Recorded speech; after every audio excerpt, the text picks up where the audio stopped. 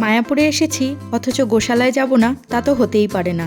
কথিত আছে ভগবান ৫,০০০ বছর পূর্বে এই ধরাধামে আবির্ভূত হয়েছিলেন। তিনি তার জীবনের বেশিরভাগ সময় গো পালনে তাদেরকে পরম যত্নে ও ভালোবাসা দিয়ে আগলে রেখেছিলেন। বিস্তীর্ণ এলাকা জুড়ে রয়েছে এই গোশালা। এই অবলা প্রাণীরা অবাধে যেন এখানে বিচরণ করতে পারে। প্রতিদিন নির্ধারিত মূল্য ধার্য করা থাকে এদেরকে খাওয়ানোর জন্য। সহৃদয় ব্যক্তিদের জন্য এখানে দানপাত্রও রাখা রয়েছে। এখানে গরুর জন্য খাবারও বিক্রি করা হচ্ছে। যদি কেউ খাওয়াতে চায় তাহলে এখান থেকে কিনে নিয়েও খাওয়াতে পারে, তবে বাইরে থেকে আনা খাবার গরুকে খাওয়ানোর কোনো অনুমতি নেই। আমরাও সেখান থেকে খাবার কিনে এনে গরুকে খাইয়েছিলাম। এছাড়াও এখানে দুগ্ধজাত দ্রব্য বিক্রি হচ্ছে, যেমন ঘি, মাখন, ক্ষীর, মিষ্টি, সন্দেশ, দই, আরও অনেক কিছু, তবে একটু চড়া দামেই। আমরা ক্ষীর, দই, সন্দেশ এইসব খেয়েছি আর বাড়িতে ঘি কিনে নিয়ে এসেছি।